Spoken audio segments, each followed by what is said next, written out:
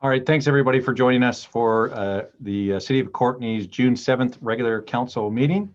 I'd like to first start by acknowledging that the land that we are gathered and zooming on is the unceded traditional territories of the Comox First Nation. And I know I took a moment of silence last week, but I think it is especially fitting that we do take a moment to truly acknowledge that we are on the unceded traditional territories. As we know, the First Nations across our nation, especially in BC, are reeling with the news of the history of residential schools. And I think as the rest of Canada becomes and comes to grips with some of that history. So with that, due to the COVID-19 pandemic, in accordance with Ministerial Order M192/2020 and the class order mass gatherings, council meetings will be conducted virtually and live streamed on the City of Courtenay's YouTube channel. And with that, we'll move into the adoption of minutes. We do have 3 sets from the 17th and 2 from the 31st. Move adoption of all 3. Second. Thanks for moving and seconding that. Are there any errors or omissions? Seeing none, anybody opposed to adoption? Nobody opposed to adoption. They are passed unanimously. Any late items? I haven't had anybody speak to me about late items today. And so we'll move right into delegations, and we'll start with the Truck Loggers Association, Bob Brash. Hello, Mayor and Council. Thank you for giving me a few minutes of your time today. I have a brief presentation, so I'll attempt to do the old share screen stuff, and hopefully it works fine here. Just a sec.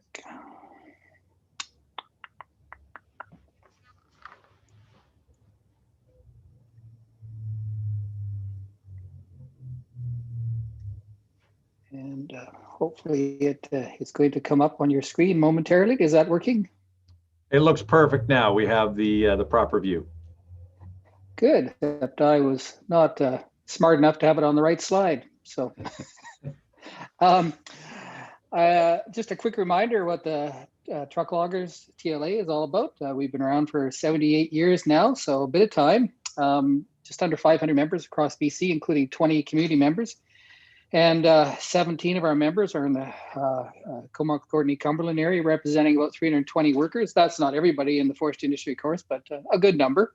We're mainly logging contractors, subcontractors, suppliers, and service folks for the industry, but we have a lot of people that are licensees and joint ventures with First Nations, basically people involved from A to Z. We do a lot of work with the provincial government, especially these days. There's been some announcements recently, I'm sure you're aware of, on policies and regulations affecting the forest sector. And obviously we have concerns about the prosperity of the industry moving forward. And we've been a pretty strong voice in advocating as such over the years. And we also have a pretty strong involvement in forest education and scholarships. Oh, see, the wrong way. Who do we work with? Provincial government, major licensees, labor, value-added sector, First Nations Council, and safety is a big part of our agenda, working with the BC Forest Safety Council and WorkSafe BC. And there's other forestry associations that we sort of try to coordinate activities with also. But here's the sort of the core of the few minutes I have with you today. Some of the challenges moving forward, and even the next 2 slides are a bit out of date because when I sent the presentation, we've had some announcements by government on their intentions document, and I'm sure we'll talk about that a little bit. But some of these still hold very true, and government confirmed it in their sort of document. We're concerned about the overall investment climate in the forest sector. Great times for the industry right now in terms of price of lumber. I'm sure you've noticed it if you've gone to Home Depot and tried to pick up a 2x4. But we all know that this industry, runs in cycles, and that cycle will end. And so we have to position ourselves to be strong in the long term, and also invest in many of the things that government wants in terms of value added. That's going to take sort of the necessity of the industry being competitive on the global market, our cost structures being under control, and have this sort of climate that ensures that the investors put their money into British Columbia. We're concerned about the long-term certainty of the working forest. We do have a pretty high cost structure in BC. In fact, we're not even really competitive within Canada with our cost structures, let alone globally. So that's got to be fixed. And there's a bit of a concern about the consistent information that's out there about the forest sector. And of course, good information is going to influence decisions made in the near future about forestry in the sector, but also bad information is going to influence that. So we're going to talk about a collective vision in a second here. Obviously, the working forest and old growth is a topical conversation these days, and there's a flood of data and a flood of opinions out there. There's also a lot of data that isn't necessarily correct, and I think all parties can take a bit of a blame on that. But more importantly, where is the constructive dialogue that's happening? And we certainly have polarized debates right now in the forest sector. And basically, who's talking to who? Because at the end of the day, all of us have to come to a collective decision and come to a balance that all of us can accept in moving the sector forward. We believe that harvesting isn't always a yes or no proposition. There are very innovative practices that our contractors and people in the forest sector have employed over the decades. We're, despite some of the press, we're pretty good at what we do. And we do have the ability to be very innovative in areas that require special attention. The economic contributions of the forest industry remain very significant to our province. I think every truck that goes down the road represents $15,000 to $25,000 of GDP to our province. So as I said before, we actually like the fact government's come out with the intentions document, because our hope is that that will start the constructive dialogue needed to sort of come to an increased level of certainty in the industry moving forward. We support change, but obviously, and we have our own biases, but we hope that they're the right changes at the end of the day. So the reason to sort of get together with you folks, and I appreciate again the time today, is we're pretty good at providing firsthand information about the forest sector, its contribution, payrolls, employees. We can assist in public education information. We certainly can sort of work in assistance that's required for coordination of forest management to review development plans. But most importantly, the last two bullets here. Our membership is comprised of people predominantly in resource communities, and understand this area is a pretty strong dependency on forestry. And so I hope that there's a lot of common goals between all of us, and that we can sort of find, especially in these days where government's going to be consulting with all of us, I hope that we can find some sort of collective areas that we can agree upon and strengthen whatever we want to advocate for the sector moving forward. So we're a firm believer in trying to sort of move ahead with this collective vision for the forest sector, increase its prosperity, but most importantly, maintain sort of healthy resource communities. This last slide, I won't get into too much, but we're pretty good at getting the word out. We've got a quarterly magazine. We've got some e-newsletters for our members. We have an annual convention canceled for the first time last year because of COVID in 78 years. And we're quite active on social media. So, that's the essence of my presentation today. Again, thank you for the third time for the opportunity to talk to you today. And if there's any sort of questions, I'll do my best to sort of answer them.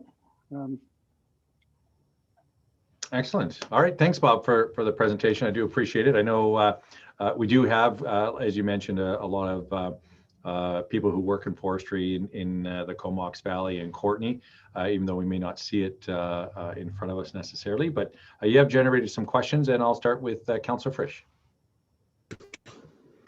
Yeah, thanks for the presentation, Bob.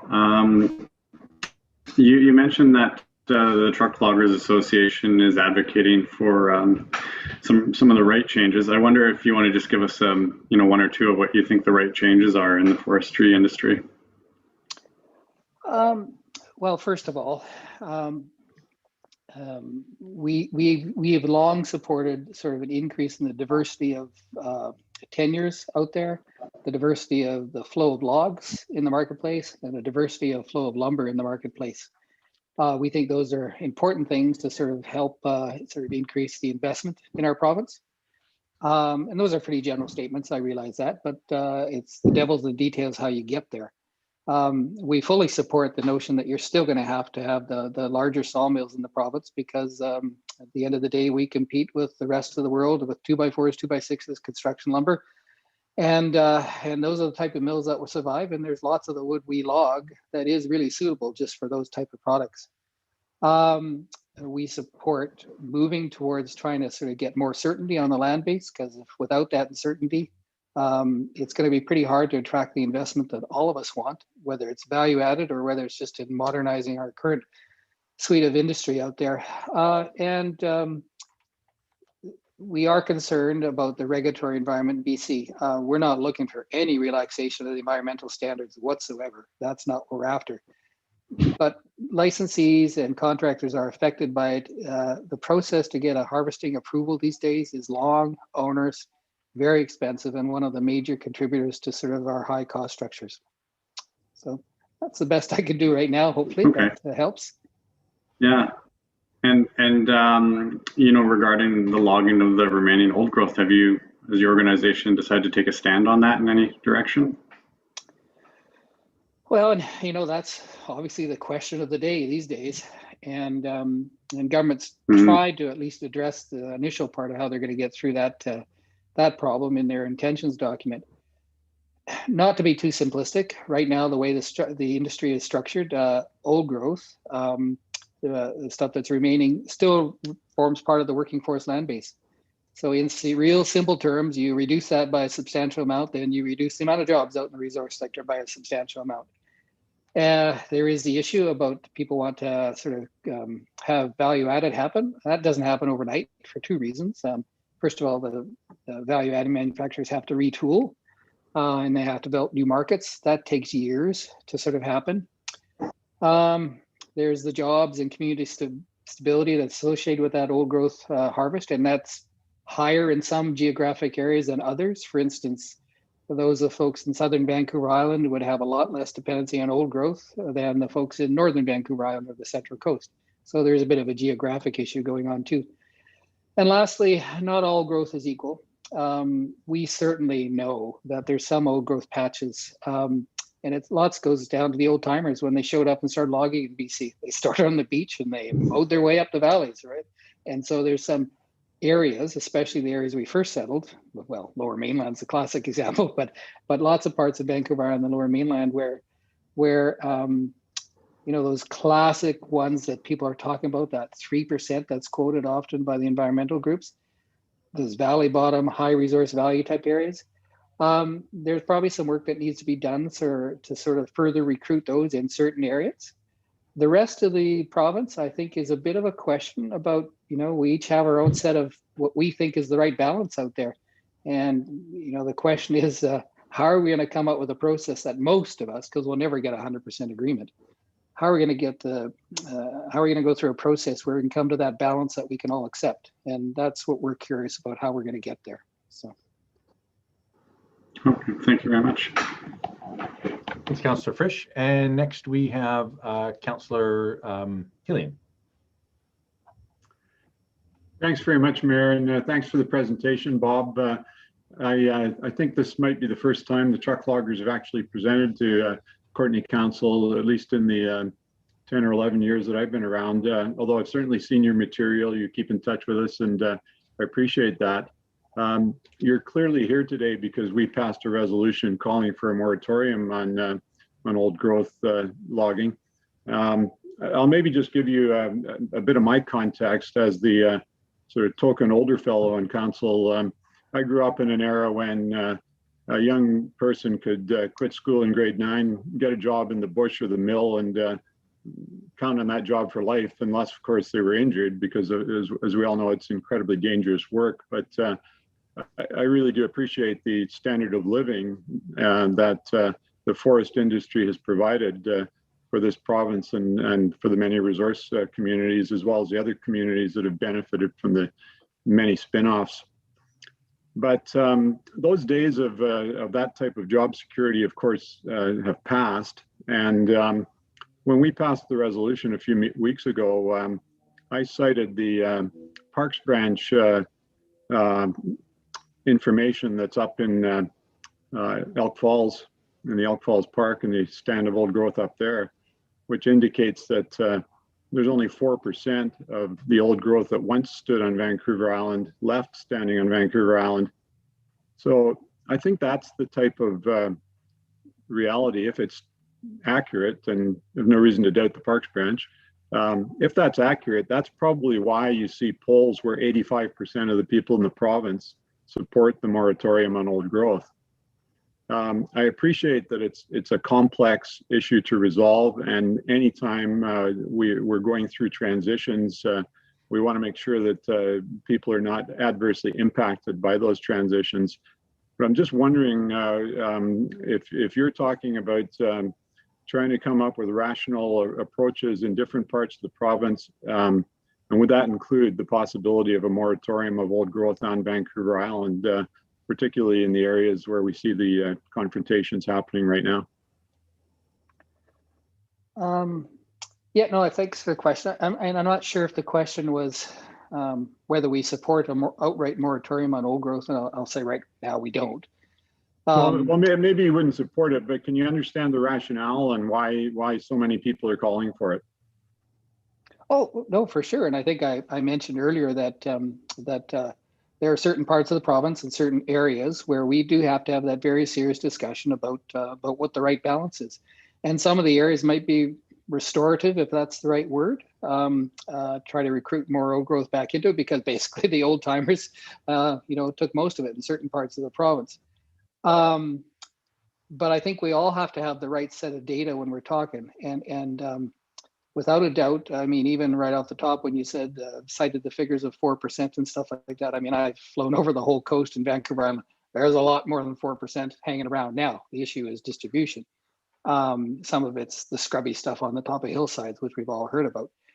Others is, routine, if there's such a word as routine old growth and stuff like that. And again, all old growth is not created equal in terms of other resource values.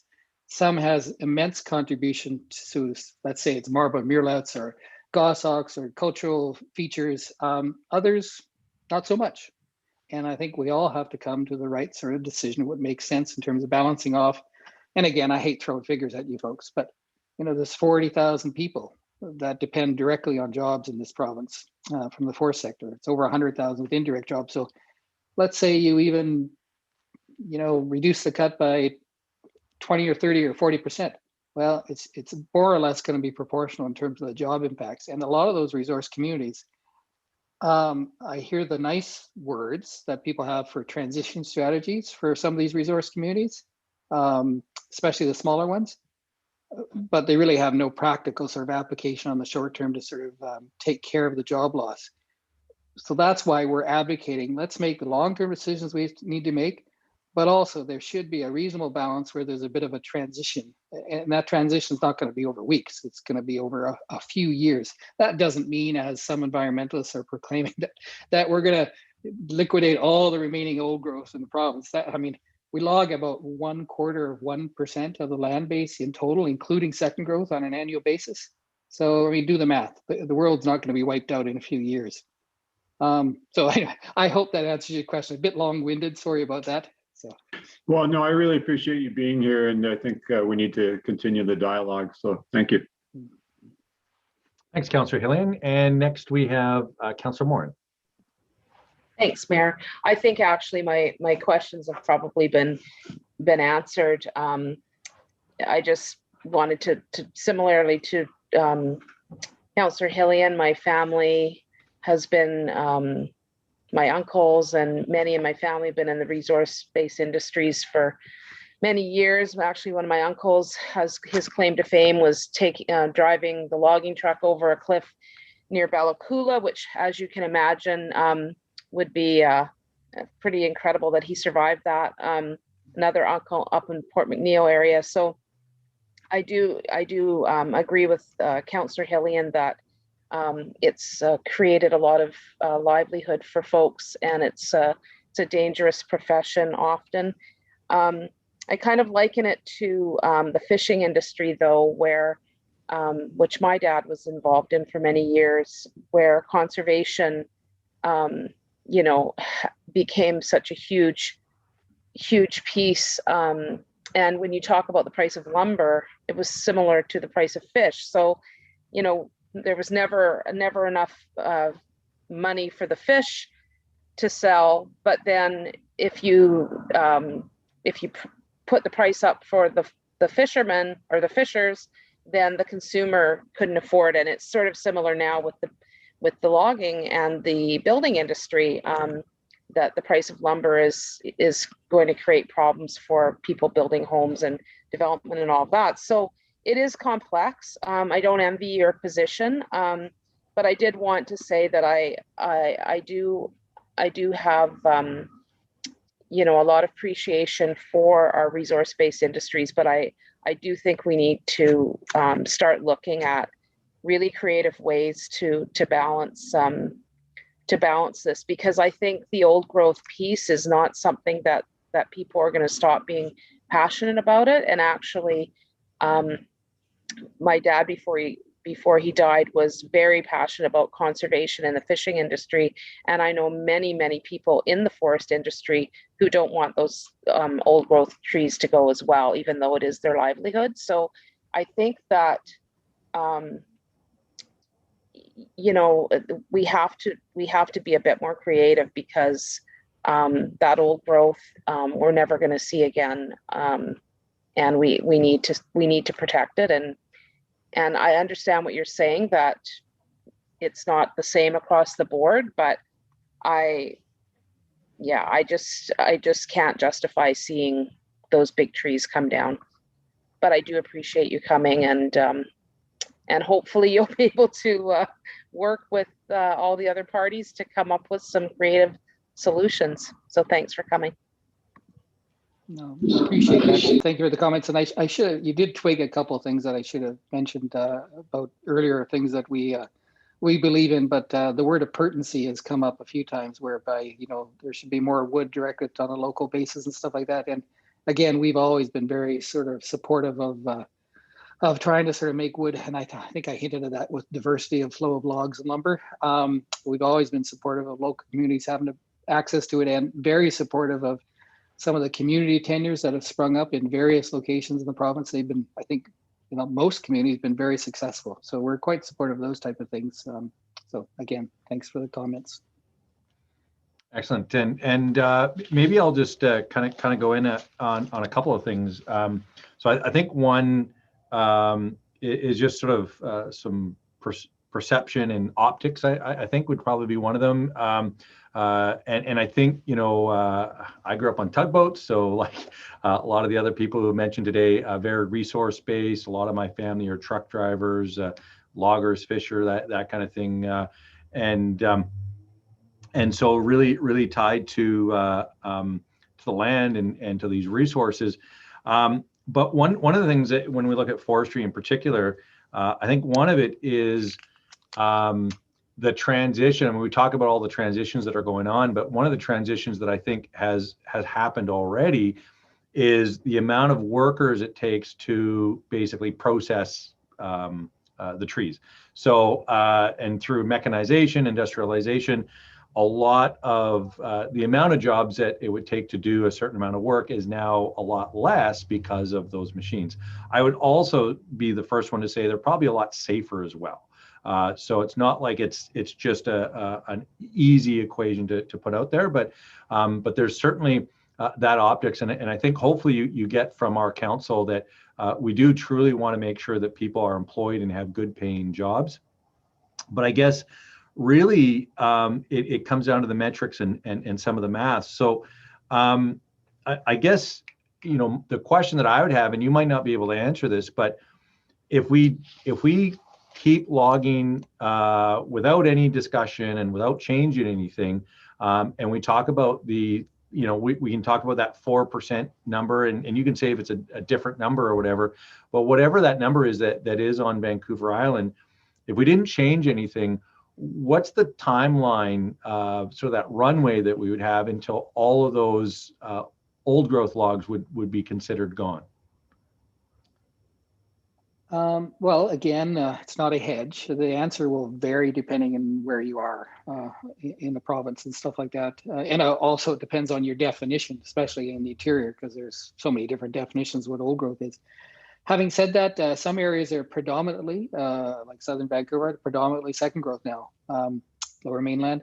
Other areas in Northern Vancouver Island, I'm guessing they're probably running 40, 50% old growth, something like that, logging. And so with those areas, it's decades before we run out of the old growth in terms of the, and again, very clear on this, in terms of the non-protected timber harvesting land base. Because you've also got, 16% or 17%, I think, of the province is outright protected. But on top of that is all kinds of de facto protected areas that we'll never get access to. For instance, riparian areas, or there's cultural cedar stands with marble murrelet habitat, goshawk habitat, whatever.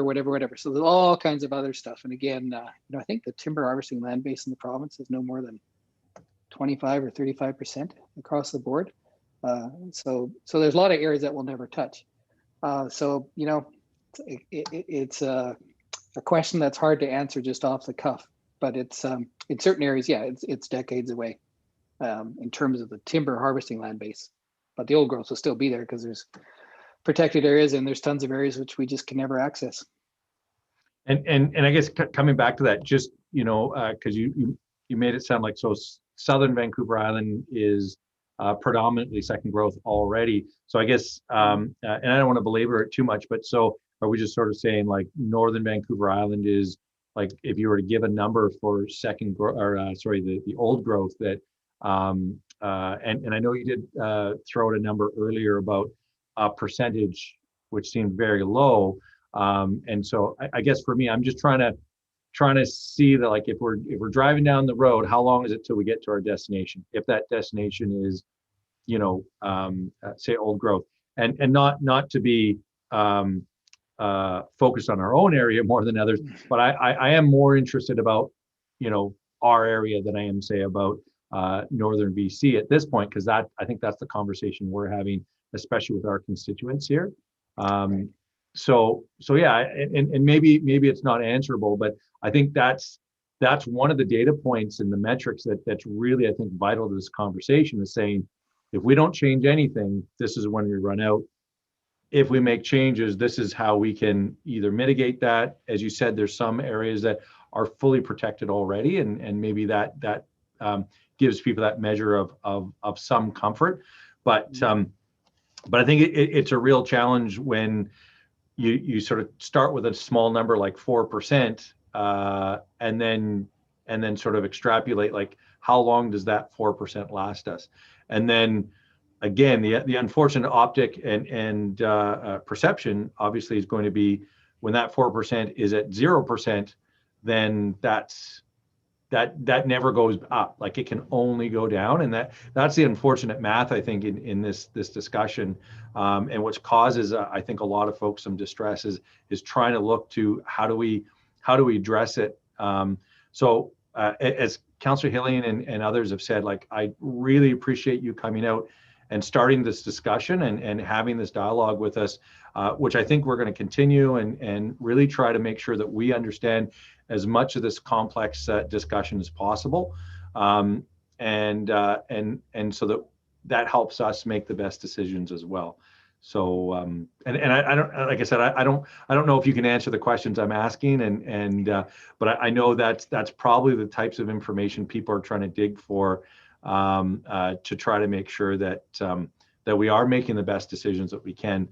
And obviously, as a city council, we talk about zoning and we have our own urban forest strategy and a tree bylaw, but it's really, this is a provincial discussion and a federal discussion, I think, by and large. And obviously First Nations are going to be a much larger part of that conversation than I think we would be as a municipality. So I really appreciate you taking the time to talk with us. Did you have any last words or anything you wanted to? Well, I think, Your Worship, the question is a complex question, and it's hard to answer it in a minute or less. And so just a couple closing points. there is more than 4% on Vancouver Island. Again, I think we'd have to take the maps out with each other and sort of talk about that. And I think, a lot of messaging that's happened in the media right now, again, the old growth study that was done asked for, protection of high risk, 3% ecosystems, those kind of areas. And those are very select areas. It didn't call for an outright moratorium on all old growth harvesting by any stretch of the imagination. And again, back to we said, harvesting is not always a yes or no proposition. I know some people don't like to hear this, but trees keep growing. And a lot of the second growth stands on Vancouver Island in critical habitat areas are getting older. And there are harvesting practices that can be adopted to those, or we just leave them standing, that could accelerate or bring on the characteristics of old growth trees far sooner than people like to think. We know that old growth is 250 years or older by any definitions, but a lot of the characteristics, and you can talk to a lot of biologists about this, do start to appear in stands much younger than that. So again, back to the balancing of a decision that we all have to make here. I think most people are going to be reasonable at the end of the day and come up with a good balance. And again, that's where we'd like to talk to you folks and spread the maps out one day. Maybe we can come to a special, half-hour session just to sort of try to understand each other better and come to this common ground, because I think it's out there. Excellent. Thanks so much. And I think really the word or thing that we might be looking for also is that trust, right? And I think maybe, and I think Councillor Hillian pointed to the fact that, if we've got sort of BC Park saying this number, I guess going back to if not BC Parks, because there's lots of people analyzing it, who is the trusted source? Because I can tell you, you don't want me looking at a map trying to figure that out. I'd much rather have an expert that's what they do. But again, thanks so much for your time today. Really appreciate you being part of the conversation, and thanks to Council for asking some good questions. And with that, I'll let you meander off. You don't have to stay for the rest if you don't want to. But if you do stay, you should probably mute yourself. And Jeff, I noticed that you're unmuted. Were you part of that presentation? No, sorry, Mary Wells. I'm the start of the next presentation. Perfect. All right. That's what I was thinking, but I didn't want to make too many assumptions. Okay, Bob, have a great night. Thanks again. And we'll move on to our second delegation. And this is the Hearth, Patio, and Barbecue Association of Canada, presented by Jeff and Laura and John and Chris and Corey and Jamie. I don't know if you're all here, but Jeff, your name's at the top and you've already spoken. So I'm going to hand the mic off to you and you can start your 10-minute presentation. Thank you, Mayor Wells. And I just wanted, and councillors, I just wanted to start by recognizing the Indigenous territory on which this presentation is occurring, as well as more generally Indigenous reconciliation, and that's a priority for the Hearth, Patio, and Barbecue Association of Canada. With that, I just wanted to start by saying we have a short presentation. I'm going to run through it. It outlines what HPBAC is proposing to the city of Courtenay. The delegation are the real experts, not me. So I'm going to go through quickly and then leave as much time as possible out of our 10 minutes for our presentation, for questions. So I'm going to try to share my screen and make sure that works. Okay, so is that working? Yep, it looks perfect. Perfect. Okay, well, I'd like to just again start with thanking you for this opportunity. And we are here, and I'm going to go right to this slide. We are here today in the spirit of collaboration and in the common pursuit of improving air quality. And I wanted to make that statement from the beginning. We're tabling an air quality improvement plan for your consideration. It has the support of the entire industry in Canada, across British Columbia and locally, and we're joined by both local and regional members, as well as wood stove and wood burning experts, particularly Mr. Crouch and our president, Laura Litchfield. The delegation is a signal of our commitment, and we wanted to be sure we could answer any questions, any technical questions, and anything that you wanted to discuss. So moving right into the proposal, it has 3 pillars, And it has, I think, what is a common objective, which is sustainable and measurable improvement to air quality. And this is an achievable goal. It has occurred in multiple municipalities and local regions in different places in North America and other parts of the world. And what experience and of many, many years of HPBA and HPBAC in working with municipalities to achieve this is that there are really three things that need to occur. These are not necessarily new to the conversation, and I and HPBAC entirely acknowledge that.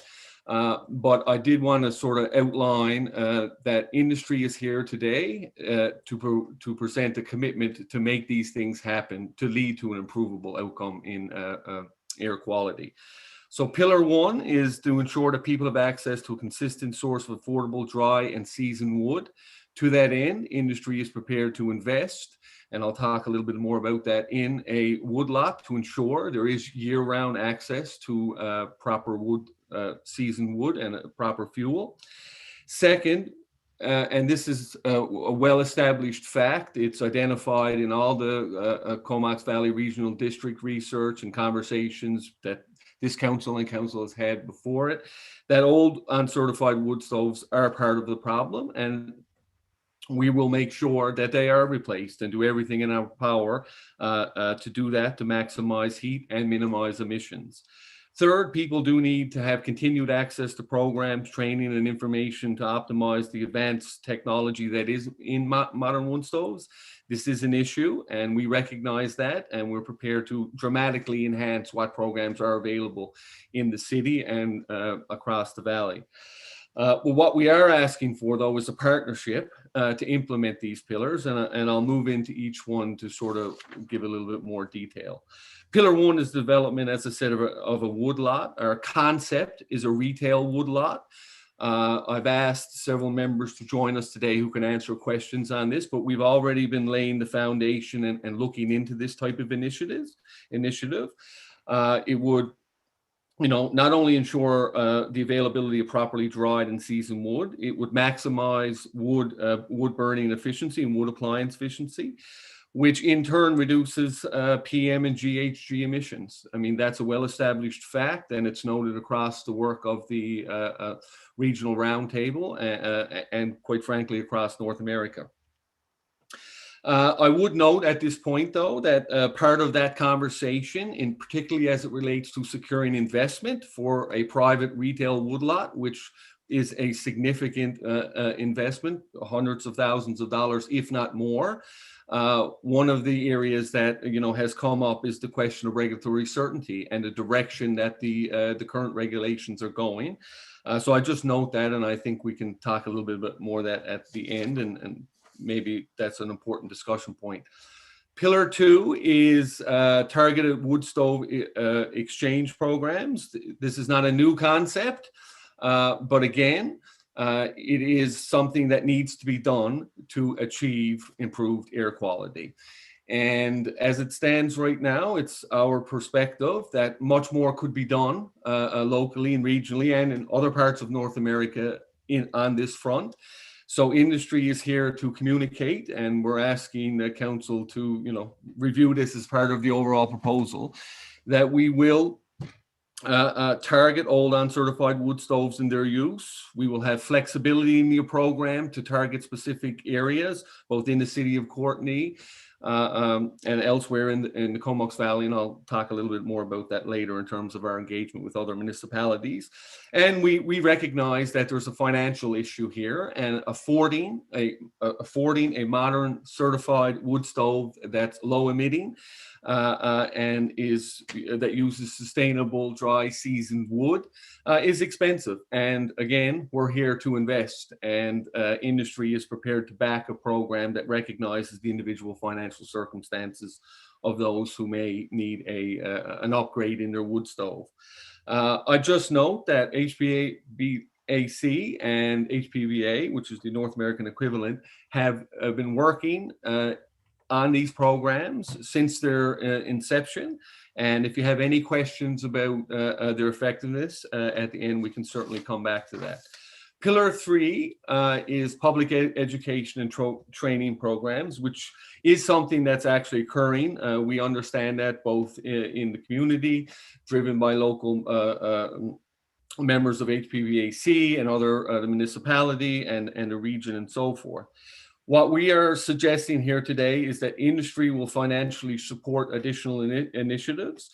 It will be built on our existing infrastructure that industry have, so local member-driven programs and those. We will certainly be having a conversation with the province as well as the federal government in securing more funding for this type of initiative, and we've started that outreach. From an administrative perspective and an execution perspective, we are prepared to take all of that on and ensure that the outcomes are achieved. And we're very confident that that can happen. So coming to, I guess, what our request is to council, there's 3 aspects of our request. One is we'd like, and I've seen this, this is obviously a common, the use of a resolution is a common tool by municipalities. We are seeking sort of clarity that staff be directed to work with us to implement this. You'll note that we haven't asked for any specific we don't have a specific financial or in-kind ask at this time. And the reason we don't is because our intention is to have industry fund this entire initiative to the extent that we can. Undoubtedly, anytime you're trying to put forward a comprehensive proposal of this nature, there will be a need to be a conversation with the local municipalities or the government that you're working with. And there may be conversations around access to land and different things like that in this particular case. But all we're asking for is for officials to be directed to work with us and have that discussion, recognizing that the primary investor and the administrator of these initiatives will be industry, and we will put the necessary resources to that. Just 1 second, I have a bit of water. Last, the third part of our request is that bylaw 3001 section 19 be revoked and removed. I think you all understand our position related to the ban of wood burning appliances in new homes and in renovations. From our perspective, it sends a signal that wood burning and climate change and reducing and PM matter and improving air quality are inconsistent, and we don't agree with that policy. And it doesn't work would be the element. But from a business perspective, there's another element here. That ban sends a signal that is very difficult to overcome when you're trying to attract investment of hundreds of thousands of dollars and more for a woodlot. And some of the part of our delegation, I think, could speak a little bit more to that. Just to conclude, really what we're asking for here is a partnership. And that partnership, from our perspective, we do have in one sense a common enemy, and we understand it, and that's wood smoke.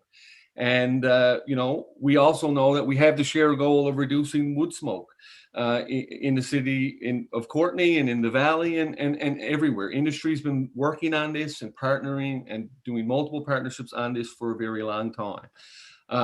That being said, I think we'd like to approach this from a new perspective and just draw your attention, because we're not saying, and we would never say as an industry, that regulation doesn't have a role here. We are saying that the current regulation shouldn't have a role, but there are other municipalities that have adopted regulations that go as far as requiring in a certain period of time in the future that all wood stoves have to be certified wood stoves. Those are the type of regulations that we, as an industry, certainly can get behind, and we would be more than willing, if the 3 conditions are met, to have that conversation and work with the local community. So I'm going to end it there. I will ask if President Laura has any comments or would like to add anything at this time. Jeff, just before you do that, unfortunately, you're at about 12 minutes. You've gone past your 10-minute allotment. So maybe what we'll do is we'll pass this over to council for questions. Yes, absolutely. Go. Yeah, because My bad. trust me, you may get more questions, and so that might be a better way for us to spend some time here, if that's all right. And I do see that Councillor McCollum may have a question or comment, and so I'll pass it over to you. Thanks, Mayor, and thanks for the presentation. Definitely some good points that you raised. I think the thing that I was most curious about was the plan around a sustainable dry wood supply. And I'm curious if you have some examples of some communities in BC where this has been successfully implemented and what the cost of a cord of wood would be under a service like this. Chris, I'm going to ask that you could answer that question. That's an excellent question, Elaine. We understand. We're doing a lot of the preliminary work on that. Chris and his team have been looking at that. Hi there. Thanks for the question. Yeah. There aren't any examples that I'm familiar with in British Columbia, but I've been in direct contact with a gentleman in Illinois who runs a retail woodlot. And, you know, he laid out a pretty good business plan. I don't know if step by step would be exactly what we would do. But, you know, he runs a very successful business and you know, speaks very highly of it. In terms of the cost of a cord, from an industry perspective, we see the importance of keeping that fuel supply, the cost of the fuel supply down. So we're, you know, it's hard to determine right now, but with certain moving parts, we should be able to hit somewhere in the $250 to $300 range, I would suspect. John, did you have anything to add? Did you? Yeah, if I might, it's an excellent question. I'm John Crouch. I am an American. I come from California, but I do deal with this issue in both countries. And if one of your major mills or any other heat source is amicable to helping, and this might be something that the municipality could help us make those inquiries, we do know that in Fairbanks, Alaska, they have recently, as of October, initiated a very large kiln that uses excess heat from their electric generating unit and can do 64 cords every 2 to 3 days. Operates with, I believe it's 7 people max, 5 normally.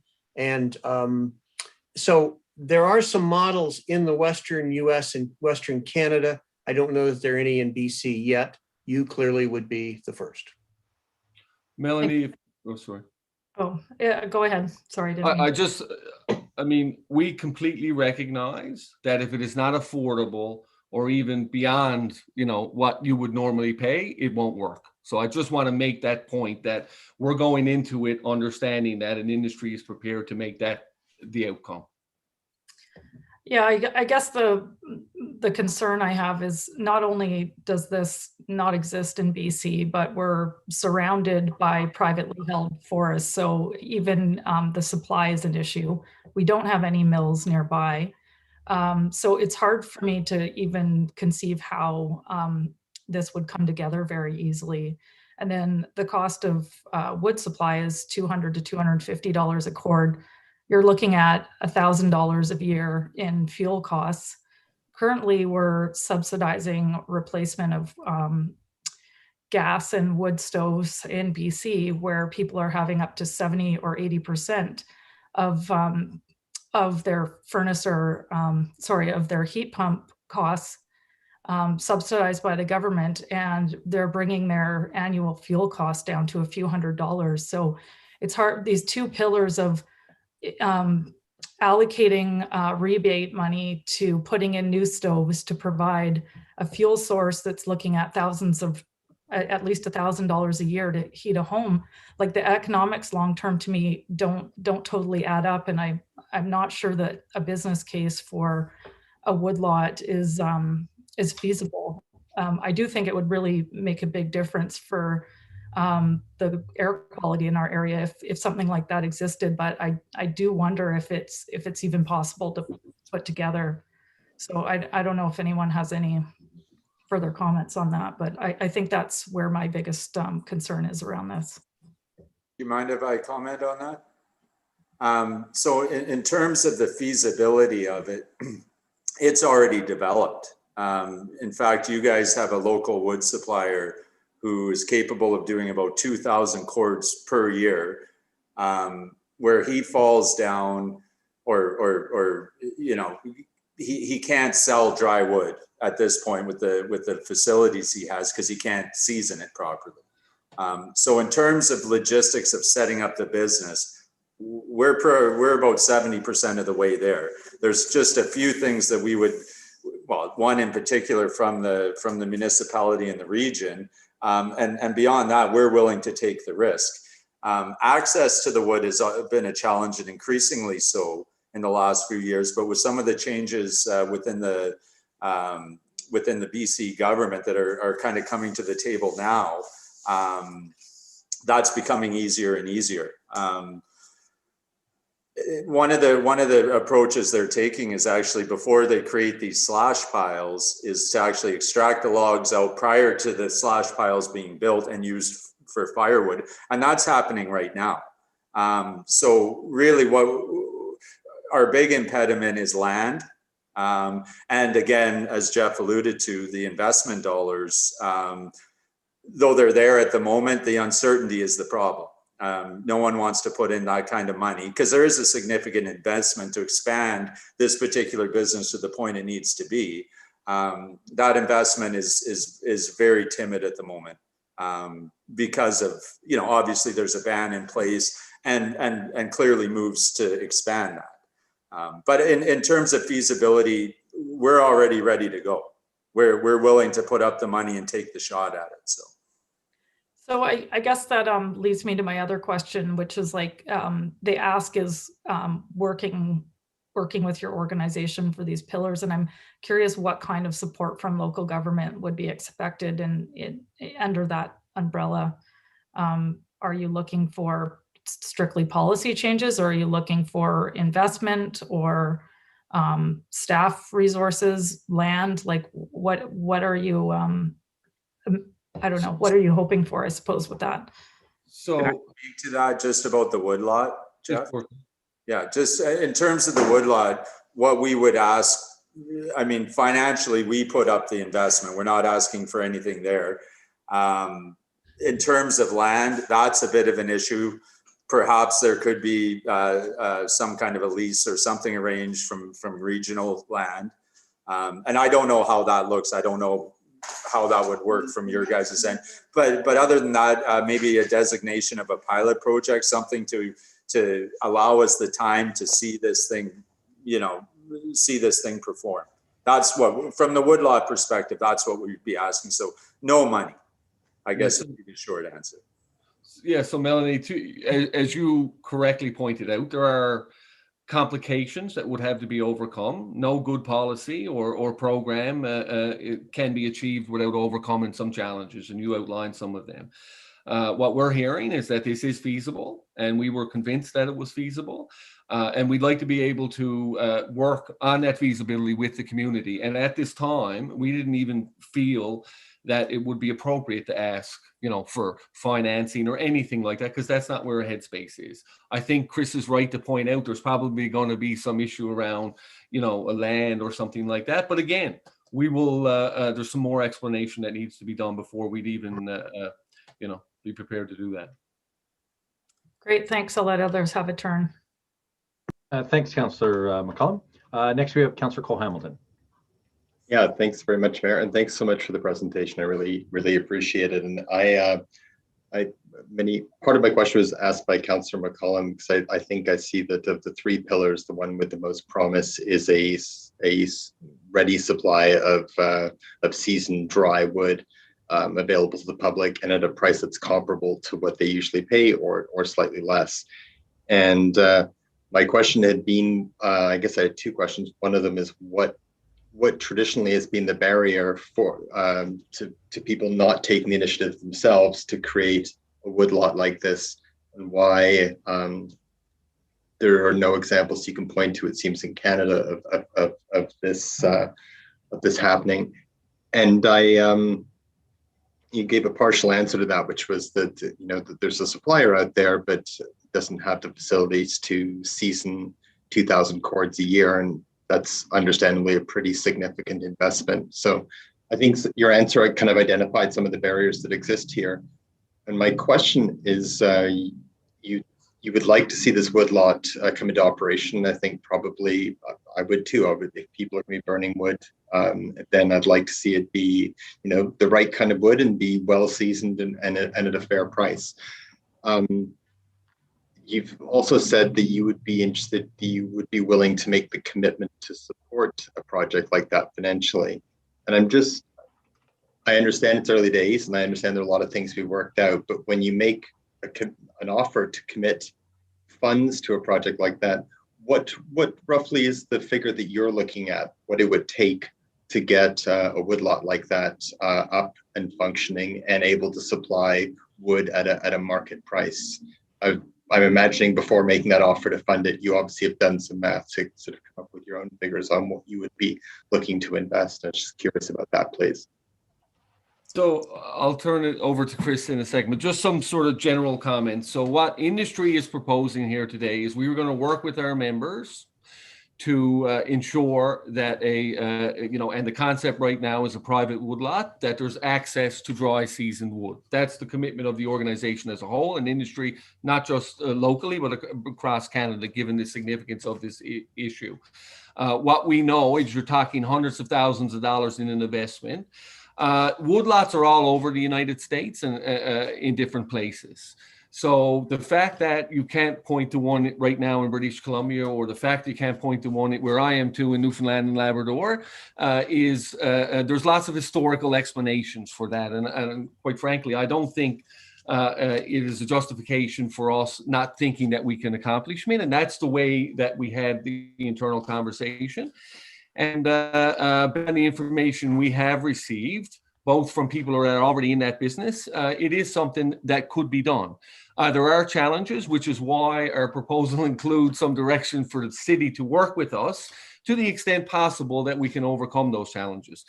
If this is a private sort of corporation that sets this up, or a private entity, it would be way premature for me to comment on what a private entity and investors might invest in it or those type of things, obviously. But this is on the record, and industry as a whole is prepared to support that initiative, and we're prepared to work with investors and local members to make it happen. And you know what, after listening to your questions and Melanie's questions and comments, and they're very legitimate, what we're asking for is the opportunity to sort of show you that you're not that you're wrong per se, but that your concerns are not are overcomable, and we intend to do that. I mean, that would be my very frank answer to that. I don't know, Chris, if you want to, you've done some of the financial analysis on this already, and we are talking hundreds of thousands of dollars. But it's not a significant cost when you're talking about the issue that we're talking about, and in the context of improving air quality, whether it's a couple $100,000 or more. I mean, that's what we're looking at here. I think Chris would be fair. Yeah. So in terms of investment, the immediate needs in equipment are easy to define. You're as Jeff pointed out, there somewhere $200,000 to $300,000 would enable the outfit that exists there to have the capacity. The bigger issue is actually producing the dry wood. Obviously, you have two ways to do it. It takes time, so you leave it all out for a year, and that's you're going to have a significant investment producing that amount of wood and then leaving it sit for a year, right? So there'll be a lag there. The other option, which is very, very reasonable, is what John had mentioned, is kiln drying. And you could produce a fair bit by doing that, overlapping into the naturally seasoned wood. So I think the biggest issue isn't so much the money as it is the time and the land, right? Obviously the area to put the stuff, and then the time to cure it properly.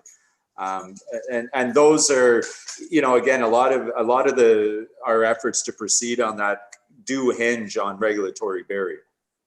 There's nobody wants to put a ton of money or time into something that's on its way out the door, in effect, right? So that's kind of where that stands right now. But just so you know, in terms of where it is, I mean, it's so close to launch. I mean, it literally is, okay, we're going to do this, and it's ready to go. And again, you guys, I suspect that the wood supplier that you guys have there is probably the biggest in BC already.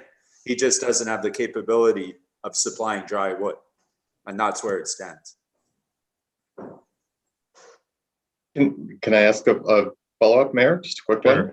Okay, thank you. I appreciated, I think it was Jeff's mentioned that although there are none in Canada, there are woodlots of this type all over the United States.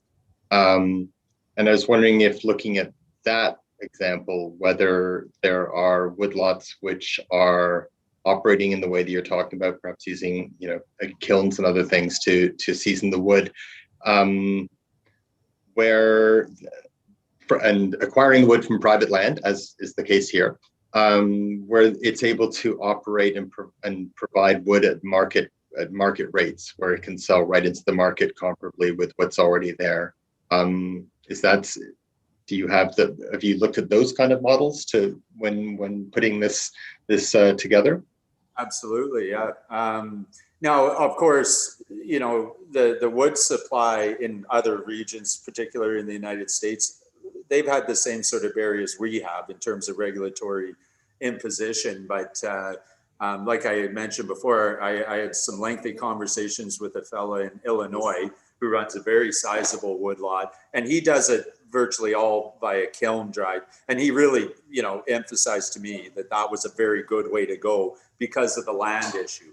Of course, where he exists is just outside of Chicago, highly populated area. So land is a different story. We have more land here. We have, I believe anyway, even looking at the facility the fella I'm talking about right now exists on, I think he has about 4 acres in which he does his work. So we could do something very similar, but with a more of a twist for the island, because our situation is different. I hope that answers your question. I was still asking about whether it's market price in the end. Yeah. Sorry. Yeah, he does. Yeah, he does. Basically, the fella again that I'm speaking to, he does charge a little more for the kiln dried wood. He tends to put, he has, a certain amount of dry, but I think I'm not sure what the situation is in terms of people going out and getting their own wood, but I think he definitely holds, his prices are exactly what is the norm in the area. Now, for us in doing this, we have very ready fuel supply and also very conscious of the cost of the fuel. Which is something within the business model we're really attempting to keep low. Okay. Thanks very much, Chris, for taking the time to explain that. Appreciate it. Thanks, Councillor Cole-Hamilton. And next we have Councillor Morin. Great. Thank you, Mayor. Thanks so much for the presentation. I know it's difficult to, it's a little bit similar to our last presentation where we're looking at the livelihoods of people and also looking at other impacts, and in this case, impact to people's health and the environment. So I appreciate that you're coming up with some ideas for sure. I wanted to address the elephant in the room a little bit, and that's around kind of some of the messaging that's come out from some of your folks. I'm not saying everybody, in terms of some of the publicity around that Courtney has a ban on stoves, etc. And I noticed in your presentation today that Courtney was spelt incorrectly. It seems like a small thing, but I just think that when you're speaking to a community, those things are important to really understand the makeup of the community and do your research in that regard. And so I guess I'm confused about a little bit of that sloppiness in terms of the messaging, putting out information that is actually not accurate. There isn't a ban on wood stoves, and it was not allowed in the bylaws around not allowing in new construction. And I believe our planning department said that was usually only about 3 or 4 stoves a year. So in a way, our council probably isn't going far enough for many people's wishes, because an additional 3 stoves a year, you know, doesn't necessarily put a dent in this problem. So I guess the other pieces that you've talked about is the income levels of the expense for people, and Councillor McCollum touched on this. And that's a huge issue, I think, in some of the neighborhoods where these hotspots are. Some are lower income neighborhoods, and I see that there's a lot of barriers with some of these solutions as well. And even in terms of, even if you have woodlot, or even if you're able to upgrade stoves, it doesn't necessarily mean that you can create behavior change in people who are maybe in survival mode and, you know, are not necessarily going to burn according to those regulations anyway, or they have other things on their plate to deal with. So I'm just wondering if you could address some of the messaging and how you, if you're looking for partnerships and ways to work together, how you'll address some of that messaging, and to create some better collaboration, I guess, in the community. Thanks. Thank you, Wendy, and I'm happy to address your comments and your questions. Apologies for the typo. I'll own that. I don't agree with the assessment in any way that anything that we've said today is sloppy, and quite frankly, I take exception to that. But everyone is entitled to their position. I'm not going to get into an HPBA, and HPBAC is not going to get into a dialogue here today around what any of our members or what we have said in our campaign. There is a ban in the city of Courtenay on the use of wood burning appliances in new homes. And quite frankly, we're not interested in getting into a technical debate around behavioral changes and things like that at this time. We're here because at this moment in time, as you just noted, there is wood being burned, unseasoned wood being burned in Courtenay. There are older stoves in Courtenay that are being used, and we're here to help deal with that issue. And we've developed a proposal in absolutely good faith to do that.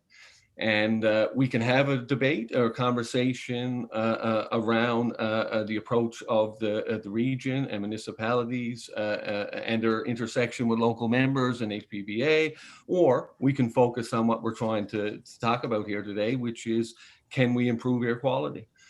So I think that's what our response would be to that. I appreciate your comments. But I'd like to stay focused on what we're proposing, which is, I think, the evidence shows does improve air quality. And it doesn't mean there aren't other challenges, like behavioral challenges, that's for sure. But banning wood burning stoves in new homes has no bearing on that. Doesn't deal at all with any individual behavior today. So, and again, so I'm going to end it there because I don't think this will lead into a very productive dialogue. All right, and thanks, Councillor Morin. I will actually follow up on that when I speak, but we'll leave it at that for now. But rest assured, I got a couple of comments to go along with that, Councillor Morin. Yep. Councillor Theos. Thank you very much. Yeah, I see there is an attempt here. You've brought a significant contingent of members, so thank you very much for your efforts to try to see if we can come to some solutions. And I think that's the most reasonable approach, is that you're talking about how can we find solutions, and I agree with you. I feel that you've come with a purpose, and you're giving us your time, and your group has given us your time, and and that's something to be that we do appreciate. And my question is, I know that you don't want to be getting into debates that really are not productive, because you're here to be productive. You're here to move forward clean air, which is what everyone's been asking you, and that's your goal. That's what you're here to do. My question is, sometimes when we're trying to reach that goal, and you're putting in significant time, effort, and And truly, this has two sides to every story. There's probably just as many people that, would be very distraught without their wood stoves as there is people that are saying they don't like the wood stoves. So it's a 50-50 balance. It's not just a one-way street. But can I ask you, maybe Jeff or anybody or Chris has the answer for this? What has been your discussions with the clean air groups? I'd like to know a little bit of insight as in terms of those conversations and how collaboration can really, open the way to, maybe opening a few hearts and saying, look, these people are really in it for the right reasons. And I believe you are in it for the right reasons, Jeff and Jamie and Chris and the rest of your group here. But, sometimes that collaboration does go a great way. And I'd really like to hear that insight. Maybe Jeff? So you're asking for our views on the current sort of regional approach to collaboration. That is, I just want to. No, Jeff, I'm asking, if I may, I'm asking. There's the clean air groups that are bringing us information, and they're bringing us their great concerns, and we hear it on a regular basis. Mm-hmm. And I'm thinking, if they understood your position better, if they saw how truly you're in it for the right reasons, then maybe their approach to us would be a little bit different. And then the three of us, because they tend to represent a certain amount of people in the community that have those concerns that you're trying to address. And so my question to you is, what is your collaboration with groups like that, if any? And do you have an approach that maybe you can approach groups like that to show them this is what we're trying to do, and we're looking at for the best of the community. Whether they listen or not, I don't know, but I leave it to you to tell me what your approach is, please. So, and I can, Chris and Jamie, you guys can certainly weigh in here, but the position of industry is that we're prepared to collaborate with everyone. And that's why we've sat on the regional processes. That is why there's a group of local members who have been participating through those processes and feeding back information to the industry in British Columbia in particular, to understand what policy discussions is going on. I will be frank, and I'll turn it over to Jamie and Chris. At times, we've felt that when we communicate legitimate positions, they are not considered. And if there is a commitment, we are happy to sit down tomorrow with any organization in the city of Courtenay, in the Valley, in across BC or anywhere else to have a legitimate, frank discussion around this. That's as far as I would be comfortable going today, but there's certainly from our perspective, could be improvement in terms of collaboration. And we recognize there could be potentially improvement on our side. That's why we made the decision to come here today and present a proactive proposal to the city of Courtenay in true good faith to work on improvements to air quality. And we really hope, and that comes from across industry, that we can have that collaborative conversation. At the end of the day, it is municipalities that will decide what the bylaws are and what the rules are in the absence of provincial decision. So, we're here to the decision makers. So, I mean, Jamie, I don't know if you wanted to maybe weigh in a little bit here and just. Jeff, would you mind if I just added something? We have a long history of working with groups like the Lung Association on change-out programs across Canada. We have attended conferences with many groups who are involved in air quality, but we have a long-standing relationship with the Lung Association, and I believe that's also true in the US, if I'm not mistaken, John. Absolutely. And they understand our messaging, where we're coming from, and they work with us. So I mean, I understand where you're coming from. Why are we not talking to air quality groups in Comox Valley? And we have attended conferences with them, and they asked that we not be allowed to attend. So they have no interest in working with us, I think has been our perception so far. Okay, well, thank you very much. And hopefully moving down the road, that collaboration and conversations do occur. And I think that will be, everyone will be a winner as a result. Anyways, thank you very kindly. And Jamie, I know, I think you're getting ready to speak. So I know Councillor Theos has said he's done, but if you did have some comments, now'd be the time. Yeah, I'm a member of the Airshed Advisory Committee as well, and I know there's a representative from Breathe Clean Air, Comox Valley, she's on there too as well. We've had some back and forth. For the most part, on a local level here, we all want the same thing. I've been a chimney sweep for many years. I went self-employed about 7 years ago. So I've got a really young family. We have some different issues we've overfaced, and I bought a business here in town and expanded into Courtenay about 2 years ago in the storefront location, trying to bring my knowledge and passion for the industry and bring about change. So we're always open to talking here on the storefront level. And I know when this latest issue came out, we had to close down for a week because of all the threats we got here, how to get the RCMP involved. It's a very hot topic in the Comox Valley, but we're willing to talk and work with whoever. A lot of times people think it's our way or the highway. It's not the case. We're willing to talk. And we had some great discussions at the roundtable with the CVRD, really open, honest discussions with them. So there is room always to talk and work with people on a local level. Here we get it a daily basis.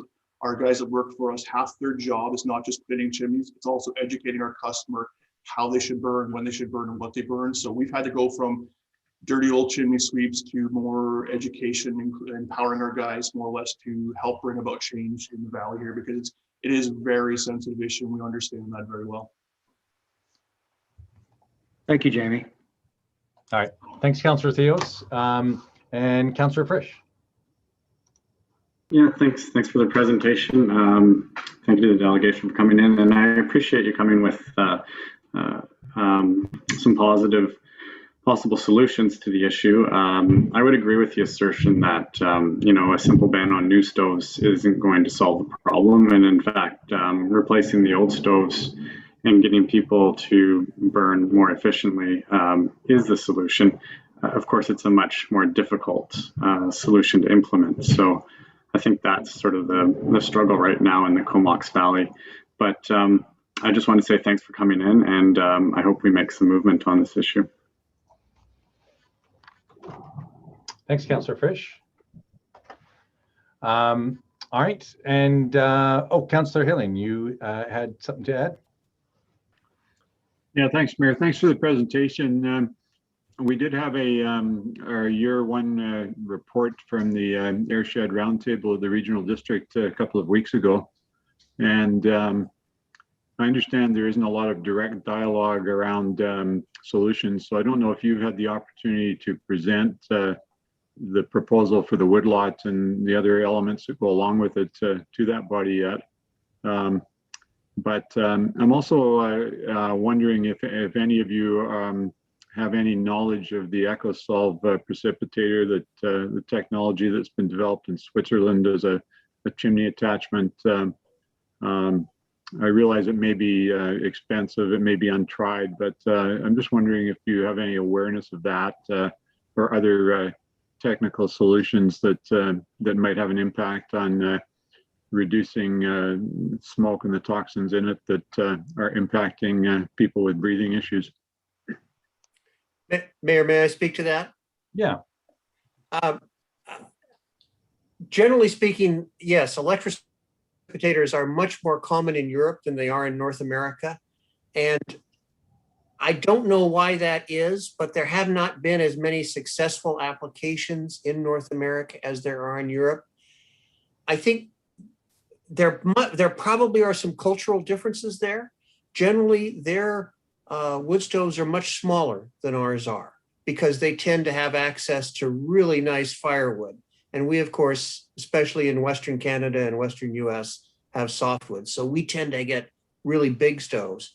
And of course, many of our families have gotten stoves that were too big for their houses and they choke them down and, it precipitates this whole thing.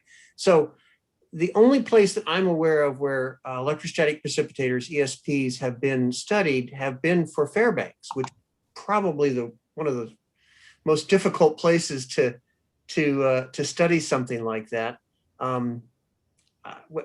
the answer is we don't know why we haven't seen better pickup here, but we haven't. And some of it may just be the cost.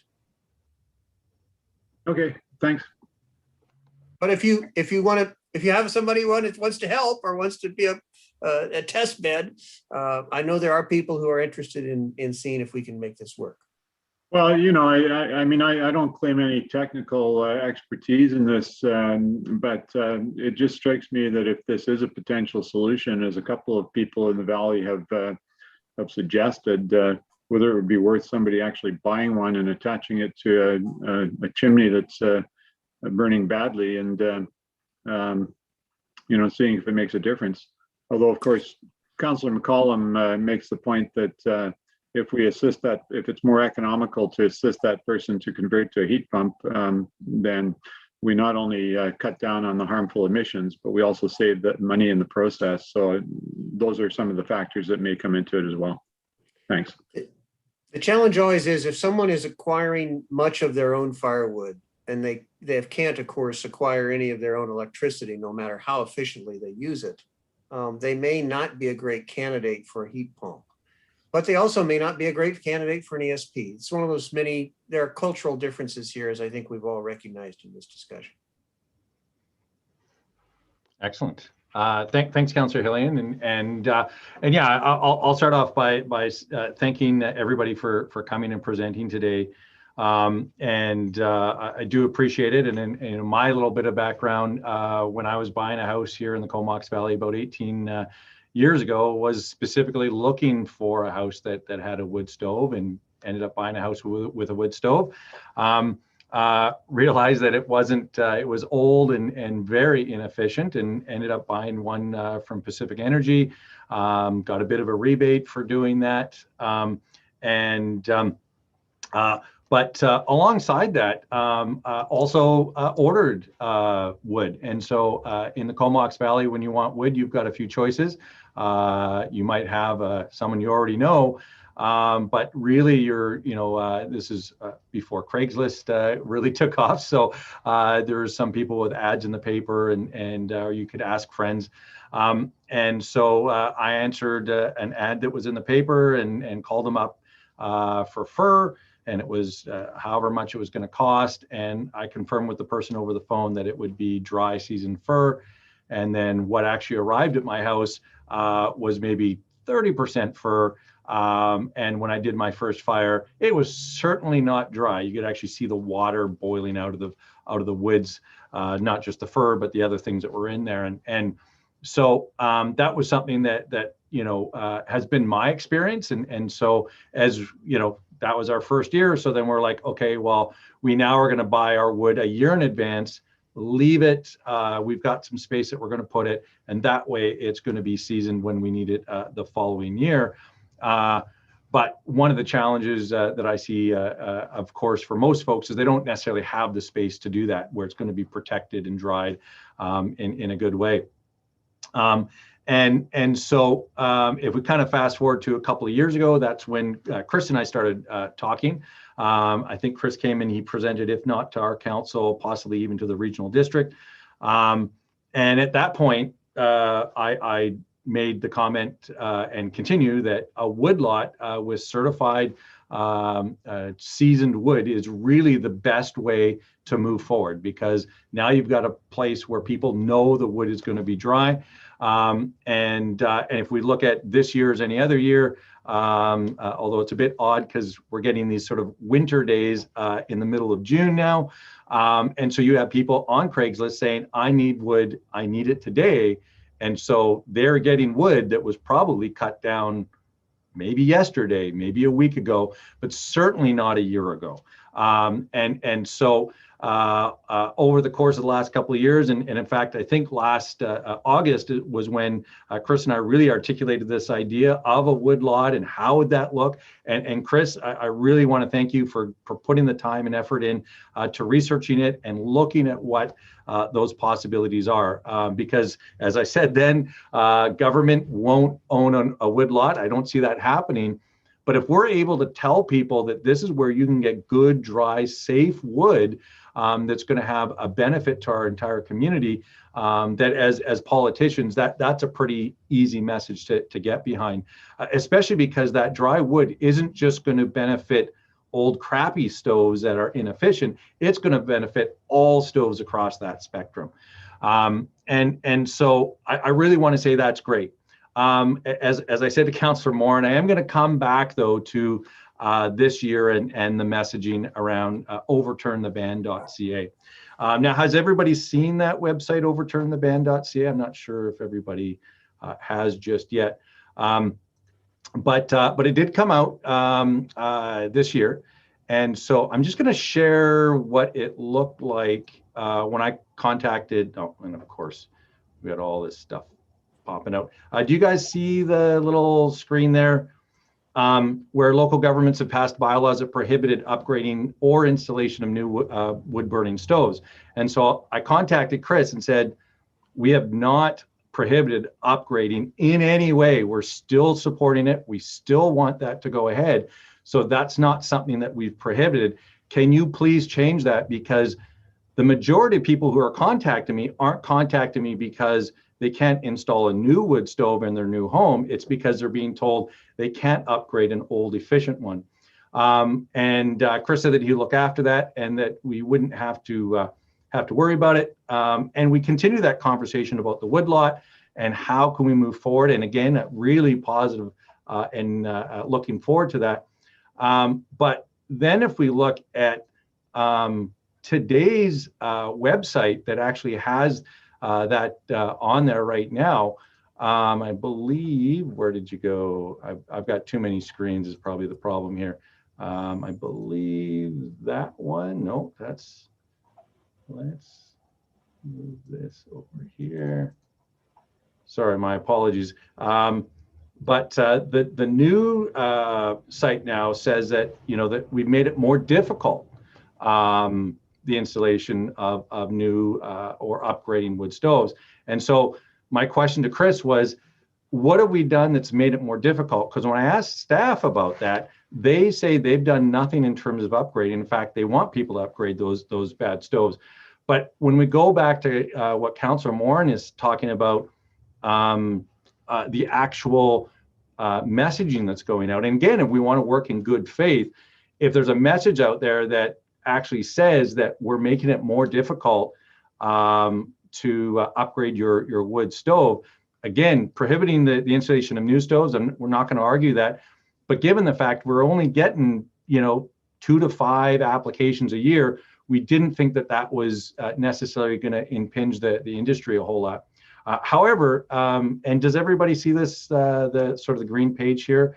I'm not sure if you can see what it says at the very bottom of the page.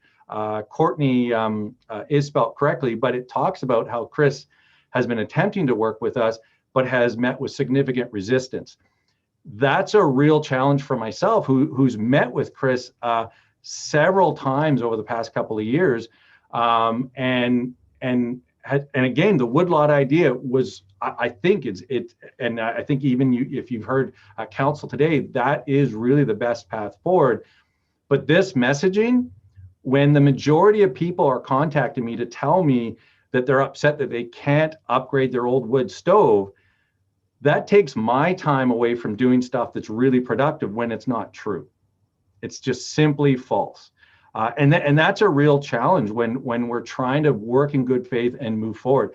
And so, like I said, I totally think that we're on the same page in terms of the actual, the woodlot idea and how that's going to benefit us all.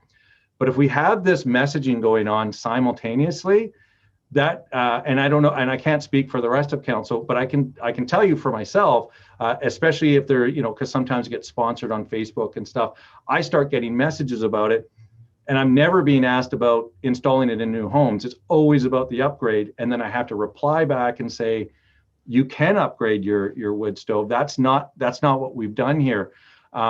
Yet, as we can see, as of today, it says not only have we made it more difficult to upgrade, but working with the city of Courtenay has been difficult. when, again, I'll come back to the fact that anytime Chris has asked to meet with me, I have bent over backwards and given him all the time, and I will continue to do that, because regardless of all this other stuff, at the end of the day, having dry seasoned certified wood that people have access to, I think is the only path forward. And again, it baffles my mind that it's not already done, but I want to make sure that we're working in good faith and we're working together. And again, to Councillor Morin's point around messaging, I assume that she may have had people contact her for similar reasons. And so that's where, as a politician, we're sitting here going, okay, we're trying to make this as simple as possible, and we want the best decisions and solutions moving forward. So I don't want to spend any more time on that, but it's certainly important for me to point out that when I saw that there was an issue, I didn't stomp my feet and get upset. I called Chris, I sent him a screenshot, said, please fix this. But it's not much better, months later. And in fact, it now has been upgraded to say that the city of Courtenay has been difficult to work with. And I'm not sure if it's me, because I know he's talked to me. I don't know if he's talked to anybody else. And I certainly know it's not our staff, but we are, fairly proud. And that's a bit of a challenge. So that is going to be my request of you guys. I'm happy to work, but I need that message to go away. And at this point, I need to just go away. I don't want you to adjust it. I've asked for that twice now. It just has to go away now, because it's not helping our conversation and moving forward. I do apologize for talking so long, but I'm happy for anybody to respond. And I see, Corey, you've got your hand up there, so I'm happy to let you take the floor. Sure. Just sitting sort of on the sidelines a little bit, I have to say that some of the first conversations we had kind of felt very similar to this. I was up there and visited you guys. And I think we all truly, as it's been mentioned, we all know that wood smoke is the problem, and that is the beast that we need to work on.